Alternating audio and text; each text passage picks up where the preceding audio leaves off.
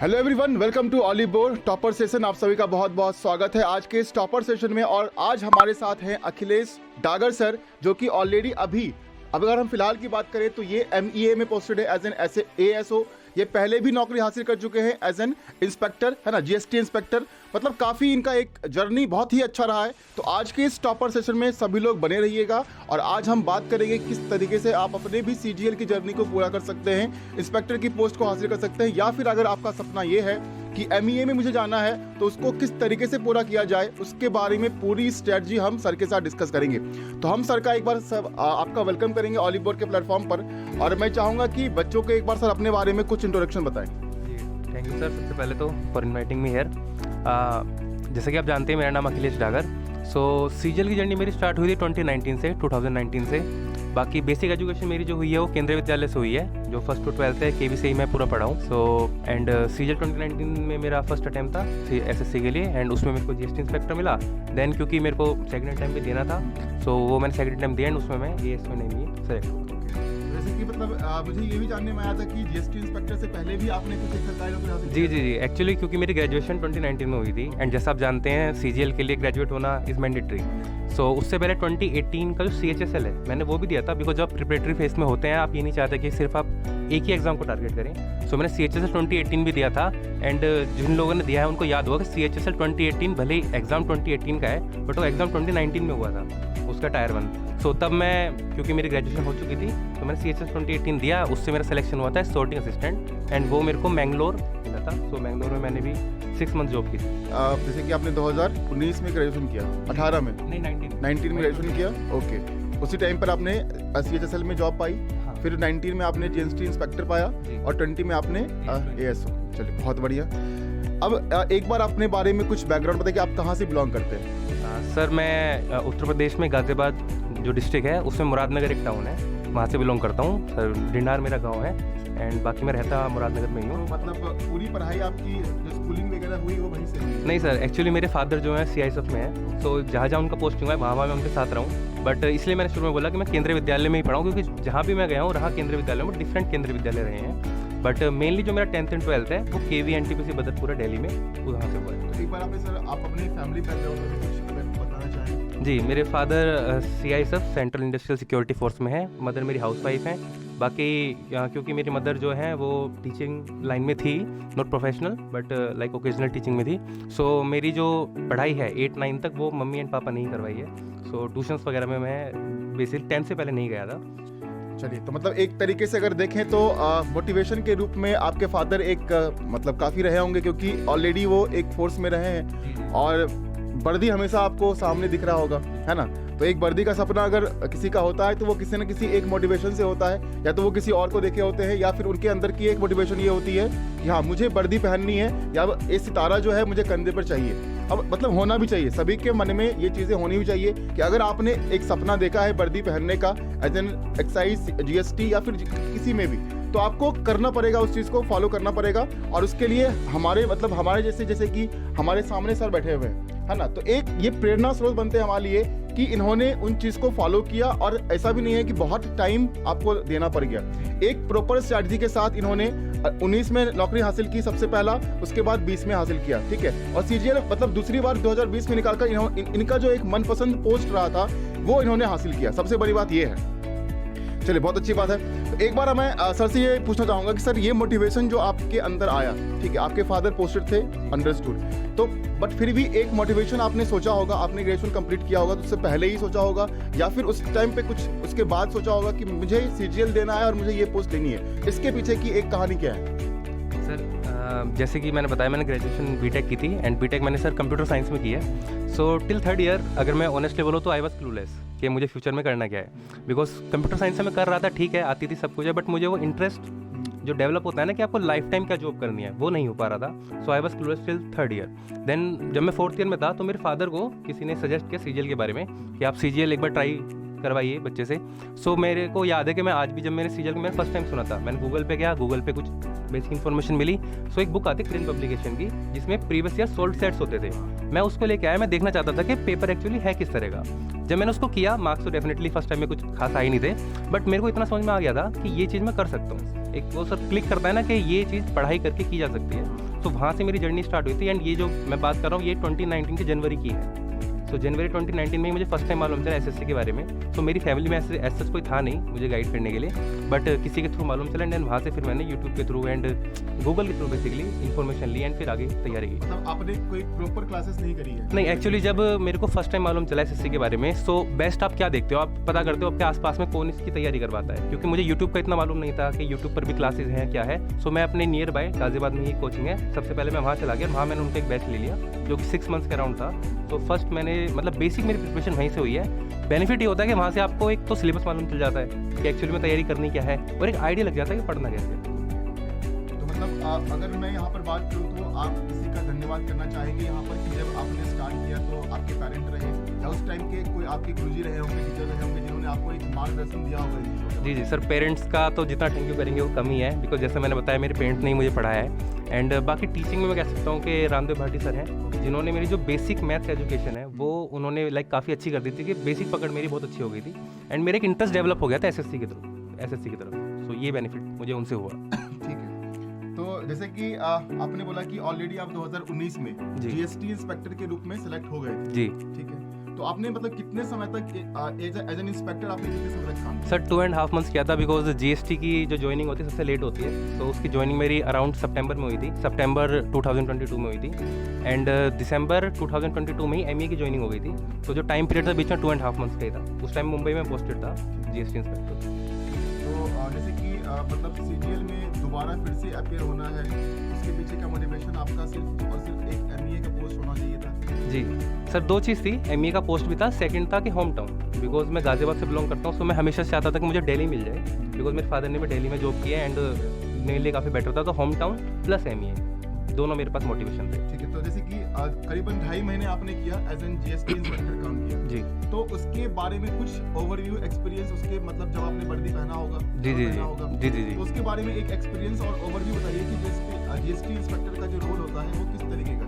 Sir inspector and एएसओज अगर हम देखेंगे तो काफ़ी डिफरेंट चीज़ें हैं, काफ़ी डिफरेंट पोस्ट है, दोनों के अपने अपने पर्क्स हैं, दोनों के अपने अपने बेनिफिट्स हैं। बट फिर भी मैं बोलता हूँ कि इंस्पेक्टर जो होता है ना, थोड़ा सा लाइक डायनेमिक वर्क है वहाँ पर, कि आप वहाँ पे लोगों से मिलते हैं, पब्लिक डीलिंग आपकी होती है, तो उस तरह का काम है। ASO is basically clerical work, अगर हम उसको डिफाइन करना चाहें अच्छे से, तो क्लैरिकल वर्क ज़्यादा है उसमें। आप बैक हैंड में काम करते हैं, हाँ आप डिप्लोमेसी का पार्ट जरूर होते हैं जब आप एएसओ होते हैं, बट आपकी पब्लिक डीलिंग ऐसा कुछ खास नहीं होती। कुछ सेक्शंस तो होते हैं और मेजरली नहीं होते। तो नॉर्मली अगर जैसे कि एक्सटर्नल अफेयर्स है जी, तो कंट्रीज के बीच में जो चीजें चलती होगी जी, उनके रिलेशन हाँ, के बारे में हम काम करते होंगे। जी जी मेनली डॉक्यूमेंट वाला काम आपका होगा। जी, वही मैं कर डिप्लोमेसी का पार्ट जरूर होंगे, but public dealing as such हर जगह नहीं होगी, बहुत लिमिटेड जगह पे होगी। वहीं पर अगर आप इंस्पेक्टर हैं तो आपका पब्लिक डीलिंग का ही मेनली काम होगा, ये है। ठीक है, तो थोड़ा सा और अगर ओवरव्यू देना चाहें, क्योंकि काफी बच्चे हैं जिनका सपना होता है एएसओ के बारे में, क्योंकि हम जब स्पेशल सेशन वगैरह करते हैं तो उसमें भी बच्चे का कमेंट ये आता है, सर एएसओ के बारे में बताओ, है ना, उसको हम कैसे हासिल कर सकते हैं। उसके बारे में एक मतलब ओवरव्यू दीजिए बच्चों को कि किस तरीके से उसकी तैयारी की जाए, किस लेवल पर तैयारी की जाए। लेकिन उससे पहले मैं एक बार और यहाँ पर आपको बताना चाहूँगा कि सर ने जो स्कोर किया था, एक डिसेंट स्कोर किया इन्होंने एग्जामिनेशन में, तभी ये मतलब इस मुकाम पर पहुँच पाए हैं। एक बार मैं अगर बात करूँ 2019 में आपके कितने स्कोर आए थे? सर 2019 में मेरा फाइनल स्कोर था 645.9 था and 645.1 I think GST cut off गई थी। सो मतलब मैं लास्ट तक काफ़ी एंशियस था कि मेरे को जीएसटी मिलेगा या नहीं मिलेगा, बट 645.9 मेरा फाइनल स्कोर था 2019 में। ठीक है, और 2020 में कितना स्कोर हुआ सर आपका? 2020 में सर 603.5 है मेरा जो फाइनल स्कोर है। उसमें टायर 1 में मेरा 183 थे, देन मैथ्स में टायर 2 में 182 थे एंड इंग्लिश में 181.25 थे एंड लास्ट में जो टायर 3 होता है हमारा उसमें मेरे 57 मार्क्स। तो करीबन 3 साल आप रहे जी जी जी बिल्कुल। आपने पहले सीएसएल निकाला था, हाँ सर, है ना, सॉर्टिंग असिस्टेंट के रूप में जी। उसके बाद आपका इंस्पेक्टर में हुआ, फिर आपने एएसओ किया जी सर। तो इस 3 साल में आपने अपनी स्ट्रेटजी किस तरीके से चेंज की?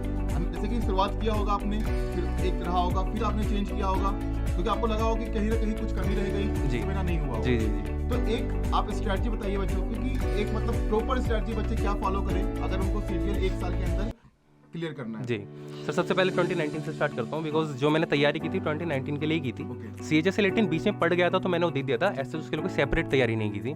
सो 2019 में सबसे पहले तो बेसिक प्रिपरेशन आपको करनी ही है। टायर 1 में आपके 4 सब्जेक्ट आते हैं, चारों के चारों आपको प्रिपेयर करने हैं। मैंने कोचिंग से किया, देन मैंने बुक्स ली। मैं सब्जेक्ट वाइज भी आपको बता देता हूँ कि सबसे पहले मैथ्स के लिए तो मैंने कोचिंग ही ली थी प्रॉपर। देन बुक ऐसा मैथ में कुछ है नहीं, मैथ्स में मेन जो रोल है प्रीवियस ईयर का काफ़ी ज़्यादा रोल है, तो जिस पर अभी आगे शायद हम बात करेंगे।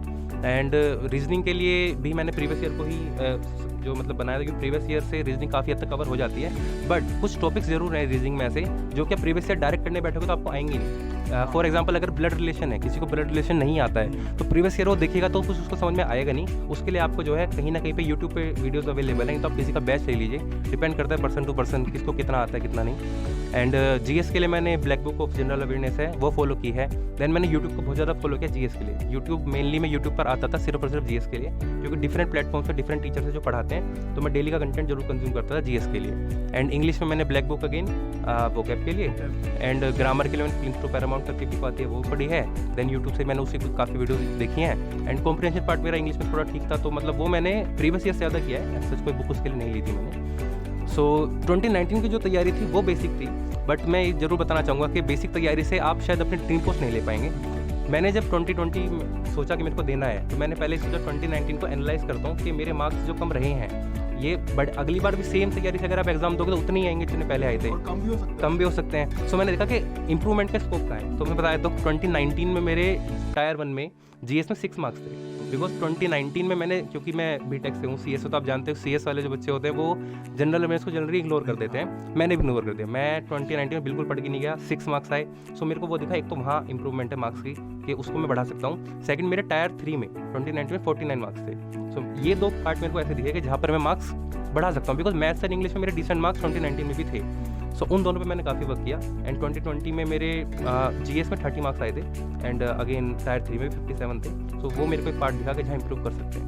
मतलब एक काफ़ी अच्छा स्कोर आपने बढ़ाया। जी, आपको एनालाइज करना काफ़ी जरूरी है अपने रिजल्ट को कि आप अपने मार्क्स कैसे बढ़ा सकते हैं, तो वो बहुत इम्पोर्टेंट है। मतलब एक जो आप उस रिजल्ट को देख पाते हैं, अगर हम बैक एंड पे बात करें, अब एग्जाम तो चलिए आपका एग्जाम जब होने वाला है वो तो होगा, लेकिन बैक एंड पे जब आप एग्जामिनेशन वाला फील करते हैं, इस तरह की तैयारी करते हैं, वो आप मॉक टेस्ट के थ्रू करते हैं जी। और मॉक टेस्ट में गलती बच्चे ये करते हैं कि मॉक टेस्ट वो क्या करते हैं कि अगर मॉक टेस्ट उन्होंने ओपन किया उसको सीधा सबमिट, सबसे पहला काम करते हैं वो सबमिट करते हैं जी। और सबमिट करने के बाद एक एक सवाल को फिर वो देखते हैं, 2 घंटे 3 घंटे में आराम से उसको सॉल्व करते हैं। बट आई थिंक कि ये प्रॉपर स्ट्रेटजी नहीं है, जितने आपको आते हैं वो करें। तो एक बार सर आपने भी मॉक दिया होगा? बिल्कुल सर। तो मॉक में आप किस तरीके से अटेम्प्ट करते थे, आपकी स्ट्रेटजी क्या रहती थी, और मॉक अटेम्प्ट करने के बाद की स्ट्रेटजी क्या होती थी, उसको एनालाइज करने का एक बार उसके बारे में बच्चों को बताया। जी सर, मैंने टायर 1 के लिए अराउंड कुछ भी नहीं तो 150 से 200 मॉक्स दिए होंगे। एंड मैंने डेफिनेट मतलब मैक्सिमम प्लेटफॉर्म्स के मॉक्स प्रीवियस ईयर सर एक लिमिट तक आप दे सकते हो, फिर प्रीवियस ईयर खत्म हो जाते हैं। सो आपको न्यू मॉक्स देने जरूरी है, बिकॉज प्रीवियस ईयर आप क्वेश्चन कहीं ना कहीं यूट्यूब से आप पढ़ते हो ना, तो आप उन क्वेश्चन को पहले देख लेते हो, आपके माइंड में उनका सॉल्यूशन पहले से होता है। सो वो आपका एग्जैक्ट गाइडेंस नहीं दे पाते आपकी तैयारी का। सो न्यू मॉक्स देने आपको जरूरी है। तो मैंने सभी प्लेटफॉर्म, ओलिव बोर्ड है, ग्रेडअप है, मैंने इन सभी टेक्स्ट बुक है, इन प्लेटफॉर्म्स के मॉक्स मैंने दिए थे। तो तैयारी इस तरह से होती थी कि 1 घंटे का मॉक मैंने पहले दिया एंड प्रॉपर मैं टाइमिंग में देता था, ये नहीं कि बीच में पॉज कर दिया ऐसा कुछ किया, नहीं, प्रॉपर मॉक दिया। मेन जो इंपॉर्टेंट है, मॉक तो आप कितने भी दे सकते हो, दिन में आप 4 मॉक दे लो, 5 मॉक दे लो, जब तक आप उसका एनालाइज प्रॉपर नहीं करोगे तब तक कोई बेनिफिट नहीं है। आप कितने मॉक दे लोगे कोई उसका बेनिफिट होगा नहीं। एंड एनालिसिस में मैं बताना चाहूँगा कि सिर्फ गलत क्वेश्चन का एनालिसिस मत कीजिए कि जो गलत है, जो सही है उनको भी देखिए कि जो सही थे क्या आपने बहुत फास्ट किए थे या नहीं किए थे, टाइम कितना लिया, या हो सकता है आपने सही तो कर दिया बट आपका जो उस करने का तरीका था वो शायद बहुत टाइम टेकिंग था। सो आपको एक मतलब बेटर अप्रोच की जरूरत है, सही क्वेश्चन में भी और गलत क्वेश्चन में भी। सो मैं अगर टायर 1 में 1 घंटा मेरे को लगता था मॉक देने में, स्टार्टिंग डेज की बात करूँ, तो एनालिसिस में मेरे को सबसे लगभग 1.5 या 2 आवर्स लगते थे। एंड एनालिसिस में मैं बोलूँगा सिर्फ ये नहीं कि आपने क्वेश्चन का सॉल्यूशन देखा ना आप आगे बढ़ गए। अगर कोई ऐसा क्वेश्चन आपके सामने आया है जो आपको पता है कि ये आपसे नहीं हुआ था या इसकी अप्रोच काफ़ी बेटर है, तो उसको फिर मैं कॉपी में नोट डाउन करता था, चाहे वो किसी भी सब्जेक्ट का हो। एंड वो नोट्स मेरे पास अभी भी रखे हुए हैं हर चीज़ के, कि नोट डाउन करना बहुत इंपॉर्टेंट है, क्योंकि आप बार बार मॉक तो आके देखोगे नहीं रिवीजन के टाइम पे, आप कॉपी से ही उसको ज़्यादा बेटर रिवाइज कर सकते हैं। हमेशा मॉक को ओपन करके स्क्रॉल करके आप क्वेश्चन को निकाल नहीं कर सकते, क्योंकि मैं बच्चों को क्लास में भी ये चीज़ बोलता हूँ कि जब आप मॉक में देते हैं कि हमारा जो है वो अभी सीजीएल टायर 2 के लिए वीकली बेसिस पर जी हाँ जी, जो कि मतलब हजारों बच्चे कैंपस अटेंड करते हैं, मैंने भी दिया था, है ना।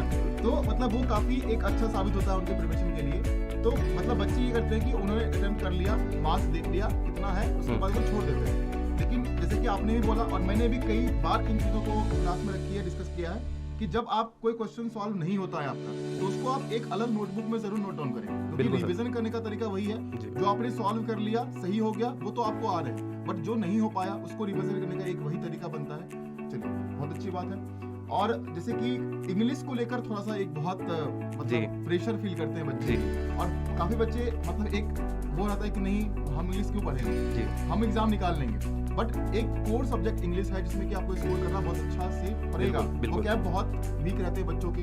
एक बार प्रॉपर इंग्लिश के लिए मैं चाहूंगा कि इंग्लिश के लिए कुछ आप टिप्स देना चाहेंगे बच्चों को। इंग्लिश सर काफ़ी इंपॉर्टेंट है, और अब तो जो नया पैटर्न आया है उसमें तो 45 क्वेश्चन सिर्फ इंग्लिश के हैं, मैक्सिमम मार्क्स, मैक्सिमम वेटेज अब इंग्लिश की हो गई है। सो काफ़ी ज़्यादा इंपॉर्टेंट है। सो इंग्लिश में देखिए 3 पार्ट हैं, वोकैब है, ग्रामर है एंड कॉम्प्रिहेंशन है। सो वोकैब के लिए आप क्या कर सकते हैं, आप यूट्यूब पे किसी को फॉलो कर सकते हैं, किसी टीचर को, बट आपको इडियम, फ्रेजेस, वन वर्ड ये तो आपको याद करने ही पड़ेंगे। बट मैं ये बता सकता हूँ कि मैंने जिस तरह से फॉलो किया था, सो जैसे वन वर्ड, लेट से मेरे पास एक बुक है, उसमें वन वर्ड मान लीजिए 300 दिए हुए हैं। अगर मैं एक दिन में उन 300 को पढ़ने बैठूंगा तो कोई बेनिफिट होने वाला है नहीं। सो मैं उनको ब्रेक कर लेता था कि मैं डेली 30 वन वर्ड, 30 इडियम्स मैंने याद किए।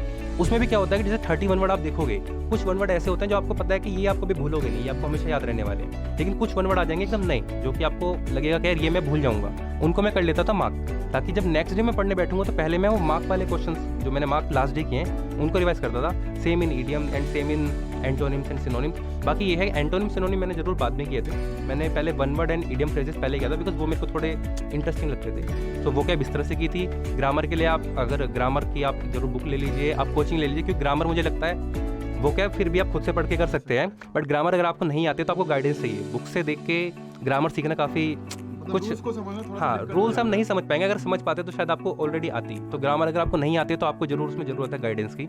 कॉम्प्रिहेंशन इज अ पार्ट जहाँ पे आपको रीडिंग आपकी काफ़ी काम आएगी, रीडिंग स्किल्स आपकी कितनी अच्छी हैं, आप कितना अच्छा सुन सकते हैं, समझ सकते हैं चीज़ों को, तो वो पार्ट बनता है। बट जब आप ग्रामर की तैयारी अच्छी करते हैं और वोकैब की करते हैं, वो कहीं ना कहीं कॉम्प्रिहेंशन को भी अपने आप अच्छा कर देती हैं, आप चीज़ों को समझ पाते हैं एंड उनको इम्प्लीमेंट भी एग्जाम में कर पाते हैं।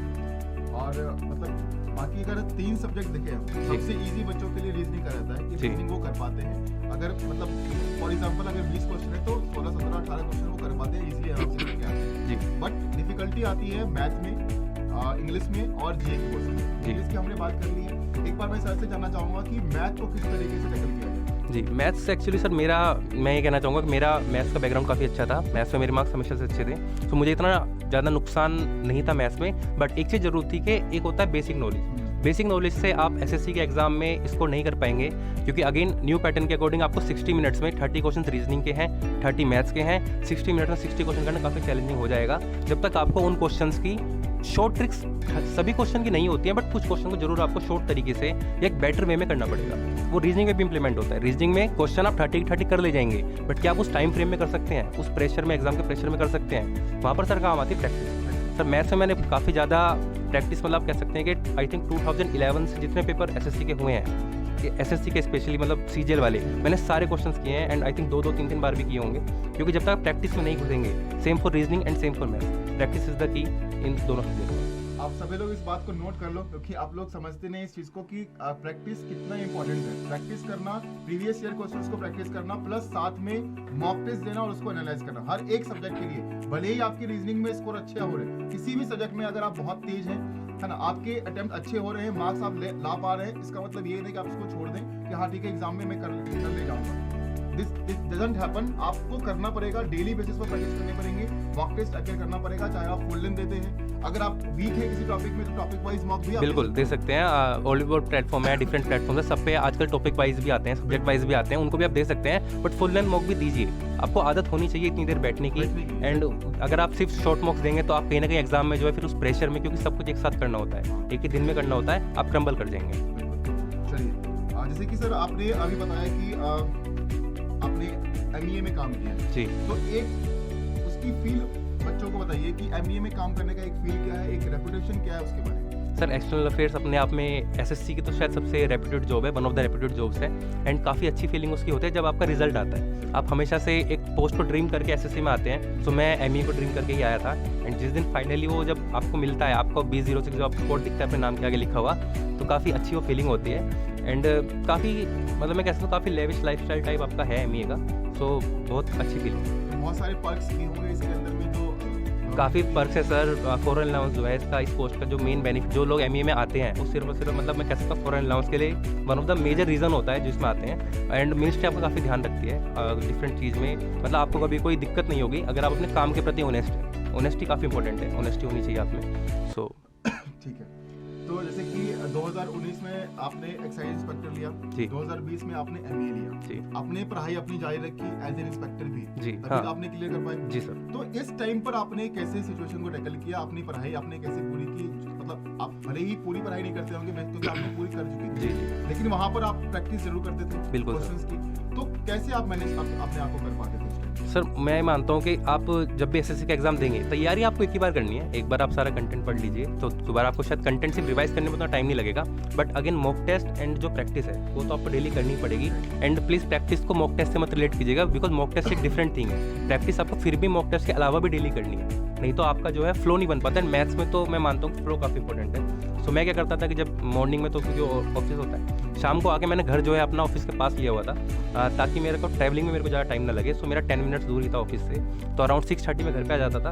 एंड देन 6:30 से लेकर मैं अराउंड 9:30 या 10 तक डेली मेरा था कि मेरे को पढ़ना ही पढ़ना है, क्योंकि मेरे को 2020 का एग्जाम देना था। मेरे को ड्रीम पोस्ट लेके अपने घर के पास आना था जी। तो वो थोड़ा मैनेज करना पड़ता है। अगर आप वर्किंग है तो वर्किंग में आपको टाइम निकालना पड़ेगा, तो टाइम तो कहीं ना कहीं निकालना ही पड़ता काफी ऐसे कैंडिडेट हैं जो कि ऑलरेडी वर्किंग है, चाहे वो करियर पोस्ट पर है या फिर किसी और पोस्ट पर है, जी। बट उनका एक ड्रीम जॉब कुछ और है, उसके लिए अभी भी वो मेहनत कर रहे हैं। तो टाइम मैनेजमेंट सबसे बड़ा इशू आता है उनके लिए कि सर टाइम मैनेज नहीं हो पाता, मैं तैयारी नहीं कर पाता हूँ। तो जैसे कि सर ने बताया कि ये जॉब के बाद 4 घंटे खुद के लिए निकाल रहे थे, जहाँ पर इन्होंने प्रैक्टिस किया, मॉक दिया और लास्ट में इन्होंने जो अपनी ड्रीम जॉब ली है एमईए में, वो इन्होंने हासिल किया। और ये काफी अच्छी बात है। आप सभी लोग भी इस चीज को फॉलो करिए। देखिए हमेशा मतलब खुद के लिए टाइम निकालना पड़ता है। बिल्कुल। आपको कोई फ्री टाइम देता नहीं कि हाँ ठीक है आपको पढ़ना है, आप चले जाओ 5 बजे ऑफिस से निकल जाओ, जी। ये कभी नहीं होता।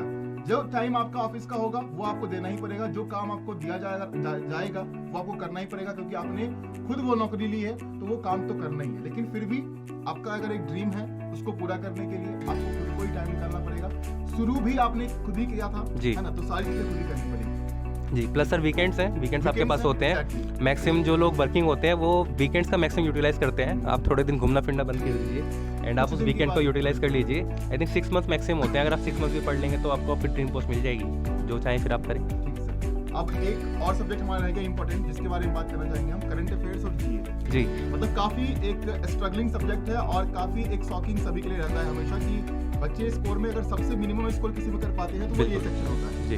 तो इसके लिए बच्चों को करंट अफेयर्स किस तरीके से वो कवर करें, जैसे कि अब अगर सीजीएल टाइम 2 का एग्जाम होगा अपकमिंग मार्च अप्रैल में जब भी हो, तो उसमें कितने महीने का वो करंट अफेयर्स को कवर करें, जीए का क्या एक स्ट्रेटजी उनकी होनी चाहिए फॉलो करने की, उसके बारे में सर एक बार बताएं। सर जीएस का तो ऐसा है क्योंकि 2019 में मैं स्किप करके गया, मैंने उसका हर्जाना भुगता कि मेरे को मुंबई मिला, जबकि मैं चाहूँ तो थोड़ा और ऊपर आ सकता था कि मैं थोड़ा बेटर पढ़ लेता। सो 2020 में मैंने डेडिकेटेडली जीएस की काफ़ी ज़्यादा पढ़ाई की। जो करंट अफेयर्स का बात है तो एग्जाम से 6 मंथ प्रीवियस तो आपका होना ही चाहिए, बट करंटली ऐसा भी हुआ है टीसीएस में कि लास्ट 1 ईयर के करंट अफेयर्स भी कुछ आ गए हैं, बट वो पॉसिबल नहीं है करना। तो आप क्या कीजिए कि आप लास्ट 6 मंथ तो एटलीस्ट कीजिए। मैं जो फॉलो करता था, मैं क्या करता था कि आप एक तो डेली करंट अफेयर्स की सुबह वीडियो आती हैं, आप वो देखिए, किसी भी टीचर को आप फॉलो कीजिए जो इसका आपको समझ में आता है। वीकली पीडीएफ्स आती हैं, मंथली पीडीएफ्स आती हैं, आप उनको कीजिए। प्लस जब एग्जाम होता है, एग्जाम से जस्ट पहले टीचर्स क्या करते हैं, कंपाइल करके वीडियोस डाल देते हैं। 2-3 आवर्स की जो वीडियोस आप डालते हैं, हाँ 3 महीने का या मंथ वाइज डाल देते हैं, उस वीडियो को आप देखिए। एंड फिर भी बोलूँगा करंट अफेयर्स में क्या है कि आप एक वीडियो को एक बार ना देखिए, 2 या 3 बार देखिए। उससे बेनिफिट होता है कि आपको रट्टा नहीं मारना है, बट आपके दिमाग में चीज़ें छप जाती हैं। तो जब वो एग्जाम में क्वेश्चन आता है, वो क्लिक करता है कि हाँ ये मैंने कहीं ना कहीं पढ़ा है। तो आप अगर एक वीडियो को 2 या 3 बार देखेंगे तो बेनिफिट होगा। स्टैटिक जीके है वो आप प्लस बुक से पढ़ सकते हैं। बाकी जो सब्जेक्ट्स हैं, हिस्ट्री है, वो सब तो आपको बुक से पढ़ना ही पड़ता है। बट फिर भी मैं मानता हूँ कि जीएस में जो है मेजर रोल है करंट अफेयर और स्टैटिक जीके का है, क्योंकि रिसेंट ईयर्स में इनकी परसेंटेज काफ़ी ज़्यादा बढ़ गई है, नंबर ऑफ क्वेश्चंस की। एंड क्योंकि अब तो मेंस में भी आएगा, पहले सिर्फ प्री में आता था, सो अब तो आप इसको लाइटली ले ही नहीं सकते। सारे सब्जेक्ट आपको जी बिल्कुल मेक और ब्रेक है, इसके बिना आपकी अब रैंक बनी ही नहीं पाएगी अगर आप करंट अफेयर्स को या जीएस को आप इग्नोर करके चले जाएंगे। तो जैसा कि अभी हाल ही में एसएससी ने जो है करीबन हर एग्जाम के लिए सिलेबस पैटर्न को रिवाइज कर दिया जी, है ना। सीजीएल की बात कर ले, सीएचएसएल की बात कर ले, और अभी एमटीएस की भी आई, उसमें भी उन्हें सेशन 1 सेशन 2 में उन्होंने डिवाइड कर दिया जी। तो अपकमिंग एग्जाम जैसे कि हमारा सीएचएसएल का रहने वाला है, सीजीएल का टाइप 2 रहने वाला है, और एमटीएस का एग्जाम आने वाला है। तो इस रिवाइज्ड सिलेबस के अकॉर्डिंग बच्चे अपने आप को किस तरीके से प्रिपेयर करें, उसके बारे में एक बार बताया जाए। ये रिवाइज किया गया, अब सब्जेक्ट का वेटेज भी बढ़ गया, लेकिन हाँ जैसे कि एमटीएस में अभी क्या हुआ कि मैथ रीजनिंग क्वालिफाइंग रख दिया गया सेशन 1 में, जो मेरिट बनेगी वो सेशन 2 में बनेगी। फिर भी एक बैलेंस तो बना के चलना पड़ेगा, एग्जाम तो सारे देने हैं बिल्कुल। एक बार उसके बारे में सर बताइए। सबसे पहले तो आप टाइम मैनेज कीजिए एंड मोस्ट इंपॉर्टेंटली आप खुद को पहचानिए कि आपको किस सब्जेक्ट में ज़्यादा एफर्ट लगाने की जरूरत है, किस सब्जेक्ट में कम। सबके लिए सेम नहीं होता, सबके लिए अलग अलग होता है। सो आप देखिए कि आपको किस सब्जेक्ट में कितना टाइम देना है। ये जरूर मैं बोलूँगा कि आप ऐसा मत कीजिए कि एक सब्जेक्ट को आप बिल्कुल ही छोड़ दें, क्योंकि अब आपके चारों सब्जेक्ट जितने भी एग्जाम है, सीजीएल है, सीएचएसएल है, मेरिट सभी के बेस से बन रही है। सो आपको सभी को फोकस करना है, काफ़ी इंपॉर्टेंट है। मॉक टेस्ट यहाँ पर मेन की हो जाएगी कि जितने आप मॉक टेस्ट दे पाएंगे वो भी न्यू पैटर्न पे। अब प्रीवियस ईयर आप देंगे, प्रीवियस ईयर से आप क्वेश्चन जरूर कर लेंगे, बट सेम पैटर्न आप नहीं कर पाएंगे क्योंकि इस पैटर्न पे कभी क्वेश्चन बने ही नहीं है। सो आप मॉक टेस्ट दीजिए, ओली बोर्ड प्लेटफॉर्म है, डिफरेंट प्लेटफॉर्म्स है, जितने प्लेटफॉर्म देना चाहते हैं आप जो है उनके मॉक टेस्ट दीजिए, उसको अच्छे से एनालाइज कीजिए एंड तभी आप कहीं ना कहीं प्रिपेयर कर पाएंगे। एंड आई थिंक 2 मंथ्स पहले जब मेंस आएगा या कोई भी एग्जाम आएगा उससे पहले मॉक टेस्ट देना शुरू कर दीजिए। एंड जहाँ पर आपको लगता है कि जिस सब्जेक्ट में आपकी कंटिन्यूसली गलती हो रही है तो उसको मॉक टेस्ट देके भी कुछ होगा नहीं, उसको फिर आपको पढ़ने की जरूरत है। दोबारा से आप पढ़िए, यूट्यूब से पढ़िए, कहीं से भी पढ़िए। तो मॉक टेस्ट की बात करी जैसे आपने करी, तो ऑलिव बोर्ड की मॉक टेस्ट अगर आपने दिए तो वो कहाँ तक आपको हेल्प किया, और आप कहाँ तक सोचते हैं कि वो मतलब एक प्रिपरेशन फेज के लिए बच्चों के लिए इंपॉर्टेंट है, हेल्पफुल रहने वाला है? First of all sir relevant है, काफ़ी रेलेवेंट है। मतलब मुझे ऐसा लगता है कि मैंने जितने वीकली मॉक्स आपके लाइव जो मॉक्स होते हैं संडे वाले, सैटरडे संडे को जो होते थे इंग्लिश एंड मैथ्स, वो तो मैंने सारे लाइन से दिए हुए हैं। बाकी मैंने उसके अलावा ही मॉक्स दिए थे, बट ये तो मैं कभी मिस ही नहीं करता था। एक तो सर जो कह सकते हैं जो एनालिसिस है काफ़ी बेटर हो जाता है, रेलिवेंट काफ़ी ज़्यादा क्वेश्चन हैं, एंड जो लेवल है वो भी काफ़ी अच्छा रहता है। लेवल आपको प्रिपेयर करता है, कभी भी आप हार्ड मॉक से डरिए मत, क्योंकि एग्जाम आपको पता नहीं किस तरह का आने वाला है। एक सवाल है यहाँ पर, मतलब बच्चों का होता है कि सर आप बहुत टफ मॉक टेस्ट बनाते हो और मतलब वैसा क्यों देते हो जी, और उसका जवाब सर ने अभी खुद दिया है कि आपको अपने आप को अपग्रेड करना है, अपने आप का जो लेवल है वो बढ़ाने के लिए वो चीजें होती है। अगर आप सेम मॉक दे रहे हो, इजी मॉक दे रहे हो, तो उस टाइम पे आप खुश हो लोगे, लेकिन एग्जाम में जो प्रेशर फील करना है, जो टैकल करना है आपको, वो चीजें आपके अंदर नहीं बिल्ड हो पाती है। इसीलिए जो मॉक का एक रोल है कि आपको स्ट्रांग बनाए, आपको किसी सिचुएशन को टैकल करने लायक बनाए, एक अच्छा इन्फॉर्मेशन दे और आपकी इन्फॉर्मेशन को अपग्रेड करे, उसके लिए मॉक होता है। तो इसलिए मॉक का एक लेवल अच्छा होना चाहिए और आपको अच्छे मॉक को ही अटेम्प्ट करना है जी। ठीक है, ओके ठीक है। बाकी अगर हम बात करें तो सर ने बात कर ली है ऑलरेडी कि मॉक को अटेम्प्ट करने की स्ट्रेटजी क्या है। पहले अटेम्प्ट करो, उसके बाद एनालाइज करो, जो गलतियां हैं, जो नहीं आते हैं उसको आप अलग नोट्स में बिल्कुल नोट कीजिए जी, और उसको रिवाइज करो। ठीक है, ओके फाइन। एक बार मैं चाहूंगा कि अगर आप कुछ बताना चाहें फिजिकल के बारे में, क्योंकि कुछ जॉब हैं एसएससी के अंदर में जहां पर पीटी की जरूरत पड़ती है जी। तो अब बच्चे अपने आप को किस तरीके से मेंटेन रख पाए उन चीज़ों को क्वालिफाई करने के लिए? जब आप प्रिपरेटरी फेज में हैं तो क्योंकि आप पूरे दिन पढ़ाई करते हैं, मैं पूरे दिन पढ़ाई करता था, तो जरूरी है कि आप अपना फिजिकल हेल्थ का भी ध्यान रखें। नहीं तो आप क्या होगा, अगर पूरे दिन आप बैठे रहेंगे सिर्फ अपने रूम में, वो भी आपकी हेल्थ के लिए ठीक नहीं है। तो आप कहीं ना कहीं खुद को फिजिकली फिट रखिए। आप जिम कीजिए, जिम नहीं कर सकते हैं आप मॉर्निंग वॉक पे जाइए, योगा कीजिए, जो आप करना चाहे कर सकते हैं। एंड एसएससी में तो कहीं ना कहीं वो जैसे जीएसटी इंस्पेक्टर ही है, उसमें भी आपका फिजिकल होता है, आपकी साइकिलिंग होती है, आपकी वॉकिंग रनिंग होती है। सो वो इंपॉर्टेंट है, प्लस आपके खुद के लिए भी काफ़ी ज़्यादा इंपॉर्टेंट हो जाता है कि आप फिजिकल फिटनेस का अपना ध्यान रखिए। सो इम्पोर्टेंट तो है सर। तो आई थिंक जो इम्पोर्टेंट सवाल सभी के रहे है ना, बच्चों ने मतलब काफ़ी टाइम से पूछते आए हैं, वो हमने कवर कर लिया है। बाकी एक बार अगर सर क्लोजिंग नोट के रूप में अगर आप कुछ बच्चों को बताना चाहें कि किसी भी पोस्ट के लिए वो तैयारी कर रहा हो, एक मोटिवेशन के रूप में कि किस तरह से बच्चे अपने डीमोटिवेशन फेज जो उनके लाइफ में आता है उसको कैसे वो टैकल करें, मोटिवेटेड रहें और अपनी तैयारी को जारी रखें। सर मोटिवेशन का ऐसा है कि हर कोई कुछ ना कुछ ड्रीम देखता है, हर किसी के अलग ड्रीम होते हैं, बट ड्रीम जरूर होते हैं। आप जब भी प्रिपरेशन कर रहे हैं, आप सिर्फ उन ड्रीम के बारे में सोचिए कि जब आपको वो पोस्ट मिल जाएगी जिसके लिए आप तैयारी कर रहे हैं, तो फिर आपकी लाइफ किस तरह की होगी, आपकी फैमिली की लाइफ किस तरह की होगी, आपकी फैमिली, आपके आसपास के जो दोस्त हैं वो कितने खुश होंगे। सो वो कहीं ना कहीं मोटिवेशन अपने आप दे देता है। सेल्फ मोटिवेशन सबसे ज़्यादा की है। प्लस जब आप प्रिपरेशन में है, आप खुद से ऑनेस्ट रहिए। अगर आप खुद से ही ऑनेस्ट नहीं है तो आप कहीं ना कहीं लैग करेंगे, कंपटीशन काफ़ी ज़्यादा है। सो खुद से ऑनेस्ट रहिए, तैयारी कीजिए, कंसिस्टेंट रहिए। मैं ये नहीं बोलूँगा आप दिन में 10 घंटे पढ़ो, 12 घंटे पढ़ो, आप चाहे 4 घंटे पढ़ो, बट आप डेली पढ़ो।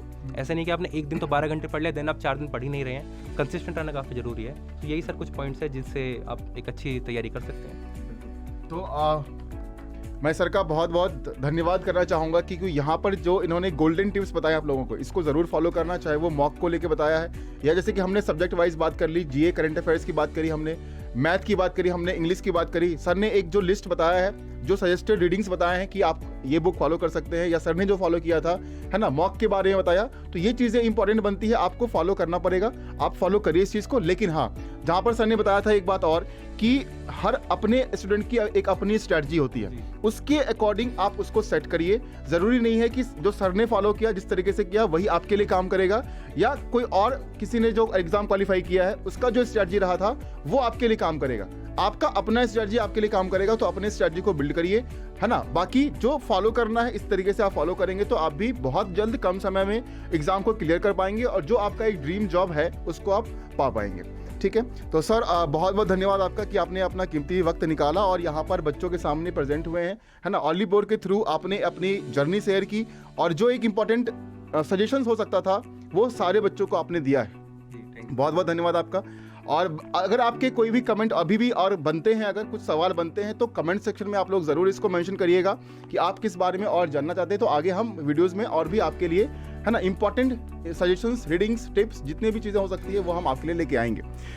तो एक सर हम यहीं पे इस सेशन को समाप्त करेंगे और बच्चों का भी बहुत बहुत धन्यवाद करेंगे कि बच्चों का जो एक सपोर्ट बना रहता है हमेशा सभी के लिए, वो बना रहे।